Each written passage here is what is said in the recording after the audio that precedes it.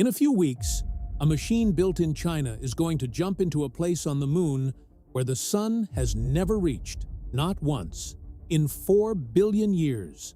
The temperature inside that crater never rises above -200 degrees Celsius, colder than Pluto. No wheeled rover can descend those walls without losing signal, getting stuck, or disappearing into the dark forever.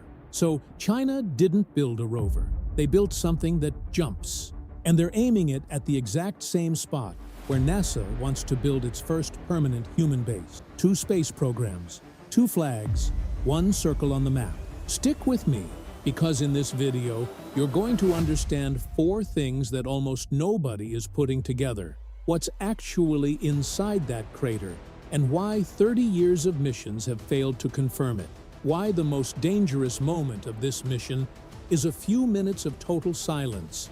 What this means if China gets there first, and the part that connects to everything we've covered in this series, why that crater sits right next to the buried anomaly that NASA still can't fully explain. Stay until the end. The last piece changes what all of this means. Here's what's happening. In August 2026, a Long March 5 rocket launches from Hainan Island carrying the Chang'e 7 mission. The orbiter, lander, rover, and mini-hopper probe all travel to the moon together. The lander sets down near the rim of Shackleton Crater at the lunar South Pole, the same crater NASA's Artemis program has been targeting for years. And then something happens that no mission has ever attempted. A small probe separates from the lander and jumps toward the crater's interior, into permanent shadow, into -200, into a place no human eye and no robot camera has ever seen illuminated. That jump is the most dangerous moment in the entire mission. The instant the probe crosses the crater rim, it loses direct contact with Earth. For several minutes, nobody in mission control knows if it landed safely, if it's still functioning, or if the moon just took another machine. No signal, no telemetry, nothing. The probe is either on the surface doing its job, or it isn't. And nobody on Earth can tell the difference until the signal comes back. That silence, those few minutes with no data, is the same window where 3 other missions from 3 different countries were lost. 3 countries tried something similar near this same terrain. Israel's Bereshit crashed in the final seconds of descent in 2019. India's Vikram lander lost contact meters from the surface in the same year. Russia's Luna 25, its first lunar mission in nearly 50 years, crashed in 2023. 3 countries, 3 attempts, 3 failures. The South Pole of the moon has become, without anyone planning it, a graveyard of failed landings. Chang'e 7 is the first mission designed from the ground up to survive exactly that terrain, and the first to go not just near the shadow, but inside it.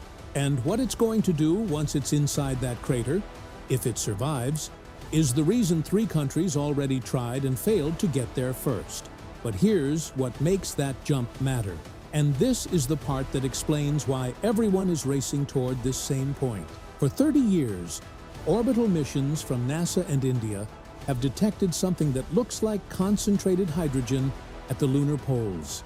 A signal, never confirmation. Every instrument that passed overhead saw the same shadow and asked the same question without being able to answer it. Is it ice, or just dust with traces of an element that means nothing by itself? Get this, if that hydrogen signal is water ice, the south pole of the moon becomes something completely different than a barren crater. It becomes a refueling station. Water splits into hydrogen and oxygen by electrolysis. Hydrogen is rocket fuel. Oxygen is breathable air.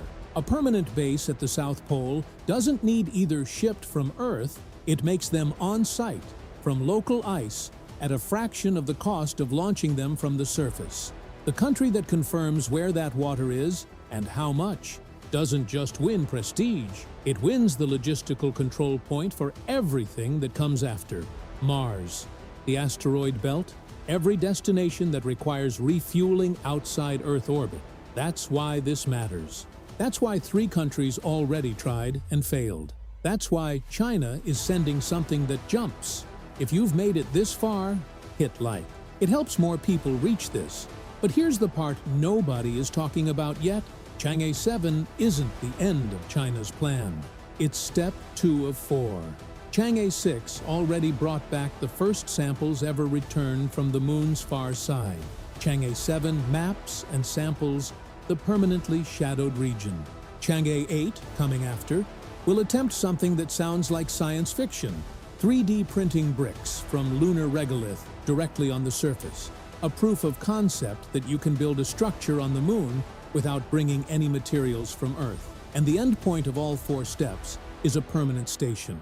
Robotic first, then human, built in the same location where they're about to confirm whether there's water. If the full plan executes within a decade, the same crater where Chang'e 7 is going to jump could have permanent lights running, the first permanent address for humanity outside of Earth. Analysts estimate China could have an operational presence in this region 1 to several years before any Artemis astronaut sets foot on the same terrain. Russia has already signed a memorandum with China to collaborate in this zone. The US is building its own coalition around Artemis. 2 blocks, 2 sets of plans, 1 crater. There are no new treaties, no drawn boundaries, no mechanism to resolve competing claims. But every successful landing, every probe positioned near Shackleton builds a de facto map of who has real presence and who only has plans on paper. And in the history of resource exploration, facts on the ground tend to become rights. Turns out, this has happened before. In the 1960s, 2 countries raced to the moon with fortunes and lives on the line. And the flag that arrived first defined how that story was told for generations. The difference this time is that nobody's racing to plant a flag. They're racing for a resource you can touch, sell, and use. And here's the part the models can't promise. The moon has surprised scientists before. When Chang'e 5 brought back lunar samples, the first in over 40 years, the team expected to confirm ice. What they found was water trapped inside volcanic glass, in quantities much smaller than calculated. A real answer, but not the predicted one. The current models say Shackleton should have accessible ice. The models said something different last time, too.